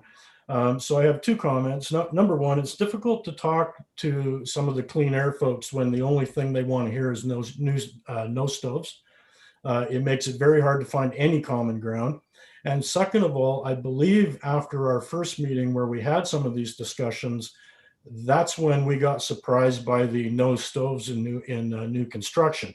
So I do believe that there has been a little bit of, probably I would say, bad faith on both ends. And I truly believe we really want to just do a reset and do what we know that we can do for you guys and get you better air quality. Awesome. Thanks, Corey. And I totally get that. And like I said, I think we're really wanting to do that.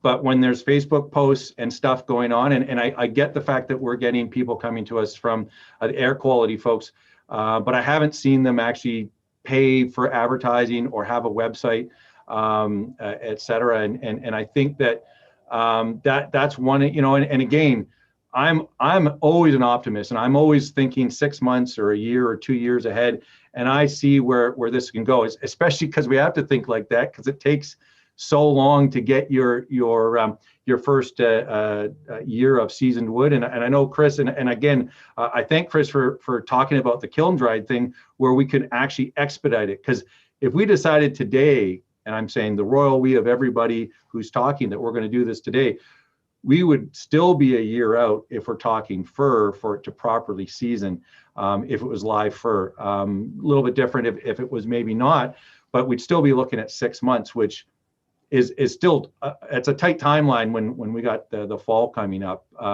And even tighter if you look at the cold days. I think it's going to be down to 10 or 11 degrees this week because of our silly weather we're having right now. But like I said, I do want to really focus on that. But that messaging, it's really hindering it. And I don't think as a council we're coming out and we're saying anything against the industry.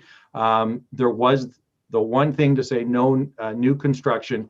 But I think that's, really just to say we want to get everything in order. And I think we're having that discussion now. I don't think there's a value of having that website up anymore, or having, paying Facebook to broadcast that out to our community. I think it really subverts the work we're trying, and the discussion even that we're having today. Because this discussion today, I think is awesome. I think the conversations I've had with Chris have been amazing. It's just, I don't want them to be subverted or sidetracked by people who are distracted by messaging that, you know, is not necessarily helping our discussion. Thank you, Mayor Wells. And I guess, I mean, my response would be that, you know, a partnership and collaboration requires two parties. And I appreciate your comments on the campaign, as I'm sure you can appreciate the signals that were sent by the imposition of the ban. And of recent, on the last few days, was a letter sent to HPBA that removed, asked us to replace Chris on the regional roundtable. They send strong signals as well, just like the actions of HPBA. But again, and I'm going to bring it back to really what the presentation we provided today is about. It wasn't quickly assembled. There was a lot of discussion in that presentation about what industry should do right now in the Comox Valley, and in particular the city of Courtenay. And as an industry, we landed in starting a new relationship, one based on collaboration, but the signals have to go both ways. And what I can communicate is that, you know, we're prepared to send the appropriate signals, and we hope the city of Courtenay is as well. And we'll take everybody's comments and bring them back to industry.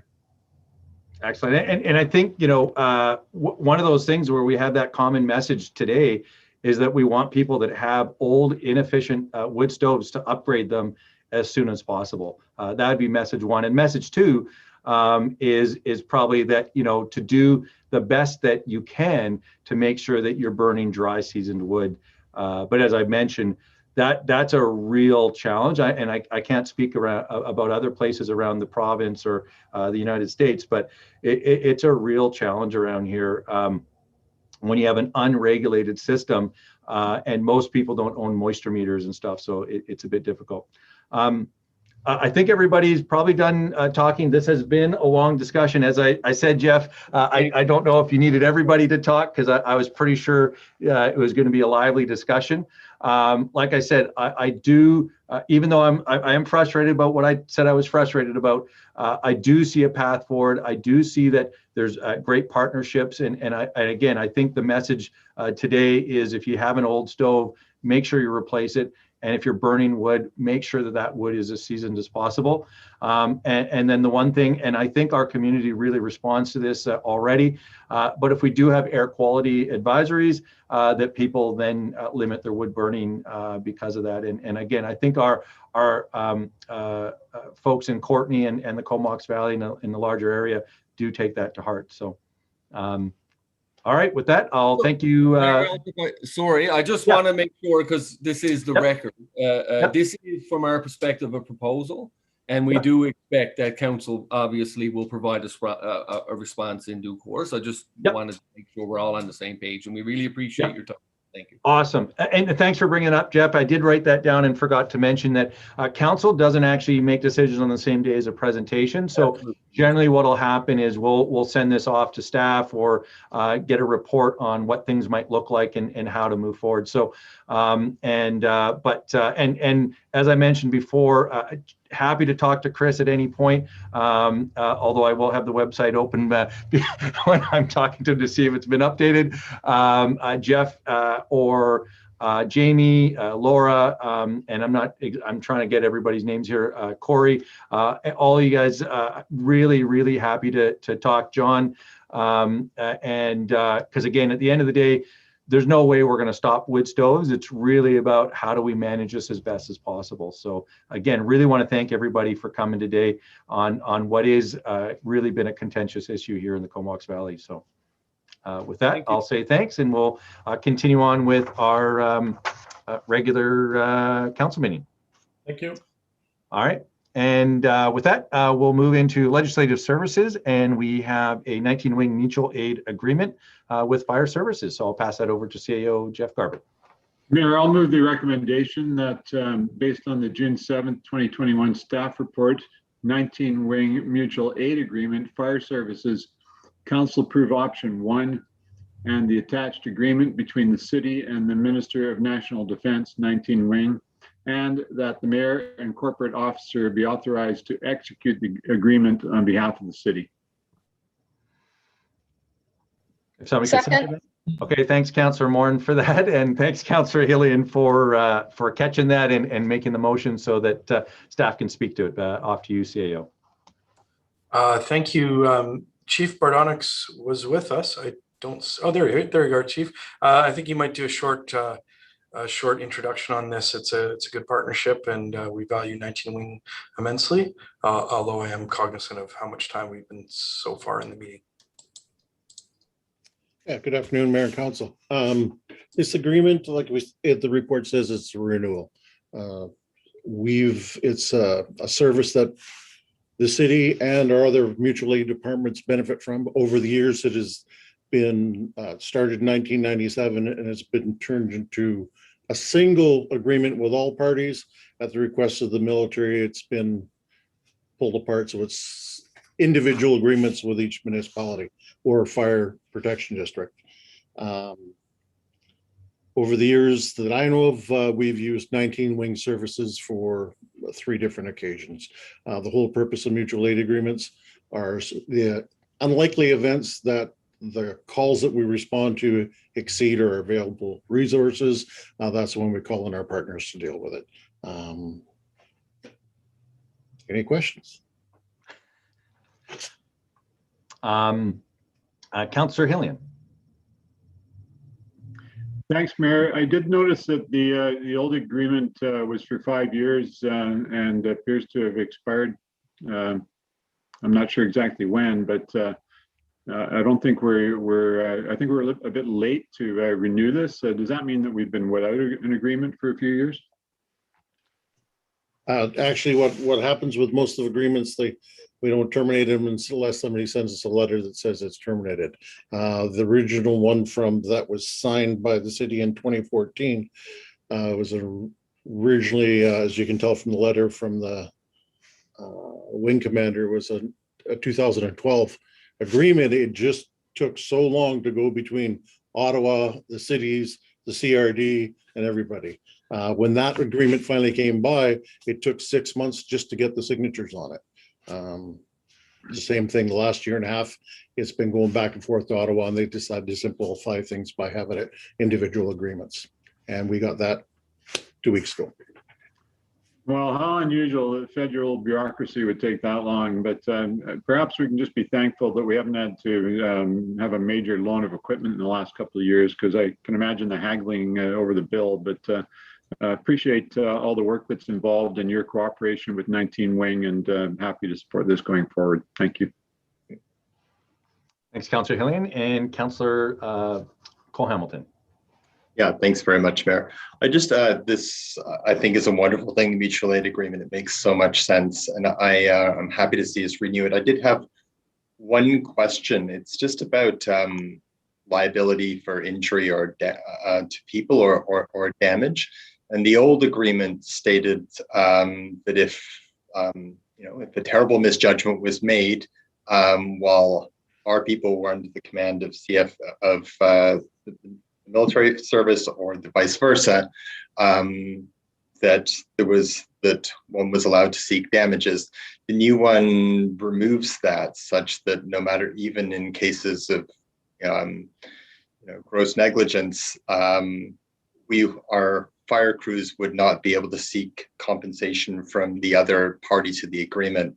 And that's fine. I just wanted to ensure that our insurance had tracked that change, that we would no longer be in a position to seek compensation for our firefighters from the other party. Now that in the new version, that's been, as I was saying, removed. And I just want to make sure our insurance tracked that. Thank you.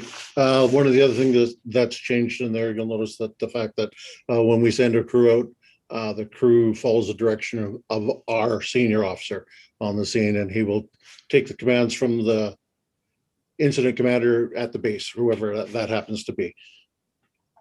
Having said that, we don't have to follow through with those directions. We can withdraw our resources if we think something's unsafe. No matter where one of our firefighters gets hurt, that would go through a work safe claim, not through a civil suit. And would the same be the case for equipment and other things that were covered in that under that provision if our crew were taking instruction from a CFB personnel? I'm not sure I quite get the question.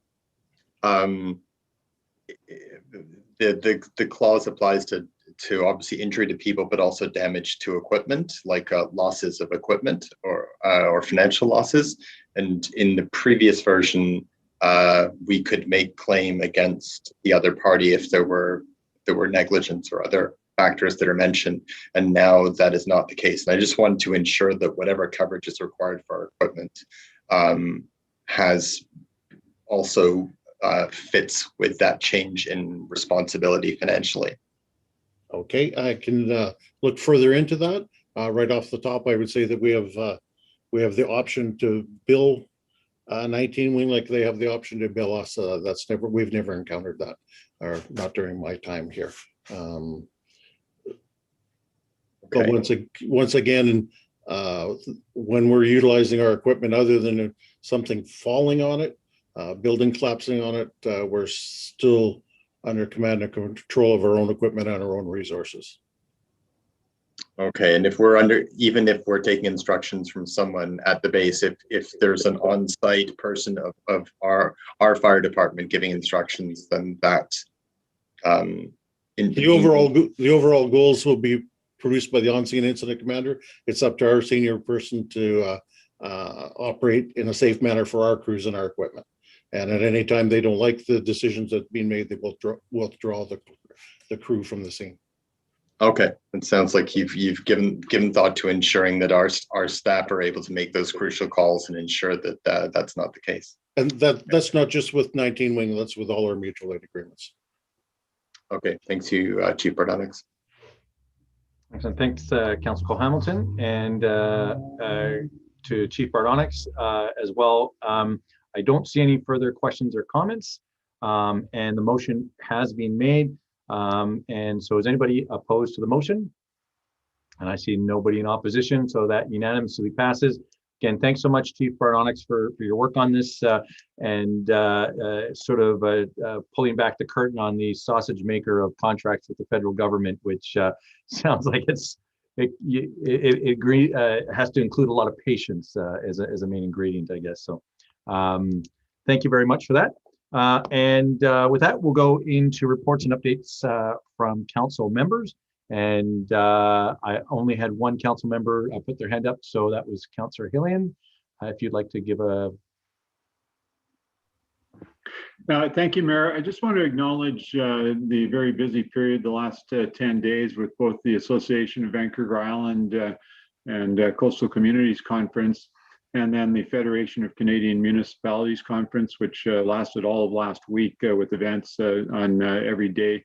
Many worthwhile workshops, and I would certainly encourage councillors who weren't able to attend to go to the FCM website and check out some of the workshops on issues such as housing and homelessness, where it's always reassuring to learn that there are municipalities across the country facing the same challenges that we are, calling on senior governments for the same levels of assistance. Some not as far advanced as we are in having a collaborative approach, others with things that we can learn from. So appreciate the opportunity for that. I also wanted to advise council and staff that I will be bringing forward a resolution for our June 21st meeting with regards to the Couscous project and the tax bill that unfortunately, as was reported earlier when we confirmed the ownership of the land had now changed hands, we still have that outstanding for this one more year. So that resolution will come forward on the June 21st council meeting. Thanks very much. Thanks, Councillor Hillian. And Councillor Morin. Thank you, Mayor.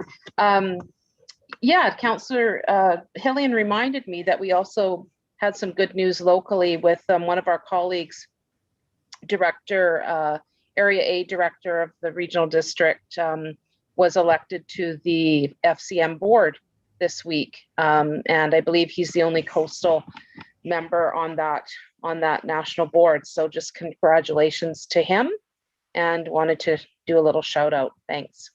Yeah, that's Daniel Arbor, and I think he'll do a fantastic job. So thanks for bringing that up, Councillor Morin. And that's one of the things as elected officials, there's often these committees and boards and things that we can be part of, and having that local voice at the federal level does provide a lot of value to us. So yeah, hats off to Councillor Director Arbor for putting his name forward. I don't see any other councillors that have any updates. So I've got a couple that I'd like to just talk about. One really just, I guess, beginning and ending. Last Monday, we did have the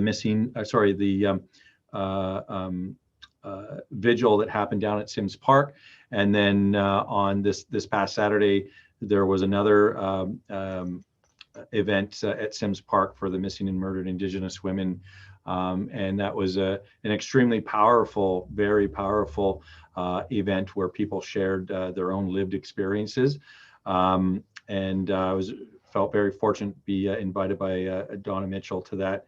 And in fact, she, behind me here, she gave me one of the Canadian flags that they had made into a dress and as a symbol for their events. Another event that I attended was the MAD vehicle demonstration. And so for those that drove by City Hall in the parking lot, we had a vehicle that was driven by an impaired driver in a high-speed collision. Fortunately, nobody was killed in that accident, but still a stark reminder as we go into the graduation season, but just as a general reminder that impaired driving is absolutely dangerous and unacceptable. And lastly, and I want to thank Chief Bardonix again. On Saturday, we attended the 100th birthday of Stocky Edwards, who is the last flying ace from living flying ace from World War II. And there was a drive-by, and we did have, were able to participate and be part of that, along with not just the drive-by, but a flyby. So Stocky is a freeman of the city for Courtenay. So it was great for us to be able to go out and provide that support. And he's a great guy to sit and talk to. So any other things before I move on to the rest of our council? So we do have an in-camera motion. I can move that, Mayor. I will move that a special in-camera meeting closed to the public will be held June 7th, 2021 at the conclusion of the regular council meeting pursuant to the following subsection of the community charter, 90 sub 1 sub C, labor relations or other employee relations. Second. Excellent. Thanks for that. Any questions or comments? Seeing none. Is anybody opposed to the in-camera meeting? And seeing none, that passes unanimously. And we'll move into bylaws. So we have for third and final adoption. I can move that, Mayor.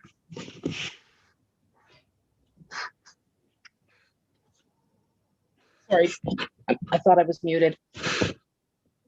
I'll move that zoning amendment bylaw number 3027/2021, a bylaw to amend zoning bylaw number 2500/2007 to rezone property from residential 1 to residential 1S zone, to permit the addition of a secondary suite at 1814 Grieve Avenue, past third reading. Second. Excellent. Thanks so much for that. Are there any questions or comments regarding this bylaw?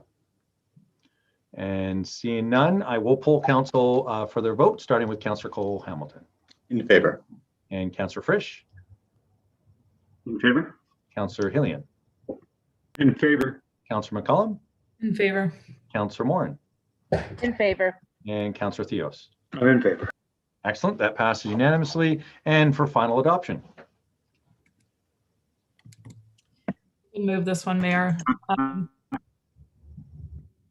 I'll move that the City of Courtenay Municipal and Regional District Tax Levy Bylaw number 3041/2021, a bylaw to request the imposition of tax on accommodation under the provisions of the Provincial Sales Tax Act be finally adopted. Second. All right, thanks for moving and seconding that. And CAO Jeff Garbutt. Thank you. Through the mayor to council, I just wanted to let you know that we've been in touch with ministry staff, and Ms. Nelson and her staff have put this together as very quick as possible. We'll be communicating first thing tomorrow to the ministry as they're in the process of considering this application basically as we speak. So lots of heavy lifting, and very grateful that the hoteliers were on board to move through this as quick as we can. Thanks very much. Excellent. Thanks so much. And this is the MRDT tax that we've talked about quite a bit over the last few years, and obviously more frequently in recent months. But yeah, again, just to reiterate what Jeff Garbutt was saying, great work by Jennifer Nelson and our staff here at the city in conjunction with provincial staff and CBED staff. I think everybody's really been working well together. And I'd like to give an extra shout out to our MLA, Ronna Ray Leonard, who I've had more discussions about this in the last few months than I have talked to her probably since I've known her. And we talk relatively often, but we talk way more often about MRDT. So I think that everybody's seen the importance of this. And I just, again, want to really put a hats off to Jeff, who said, you know, this is part of his two-part plan. And I just want to give him kudos for making this happen. So, and thanks to council in advance, because I'm assuming at this point we're going to vote and it will pass. But with that, I will start to full council, starting with Councillor Cole Hamilton. In favor. And Councillor Frisch. In favor. Councillor Healing, my apologies. Did you have a question or comment? Sorry, I hit the wrong button there. Okay, no, fair enough. But how would you like to vote? In favor. Perfect, fantastic. Back to the regularly. Councillor McCollum. In favor. And Councillor Morin. In favor. And Councillor Theos. Favor. Awesome. All right, I'm in favor as well, so that's unanimous. And so to staff, that can be sent out, if not tonight, first thing tomorrow. So really do appreciate everybody moving together to make that happen. Something that we were told could take 12 to 18 months, really kind of unheard of. So again, huge kudos to everybody. Councillor Healing, I do see your hand up. Thank you, Mayor. Just as a point of order, could staff clarify if we were also meant to have final adoption of bylaw number 3027, please?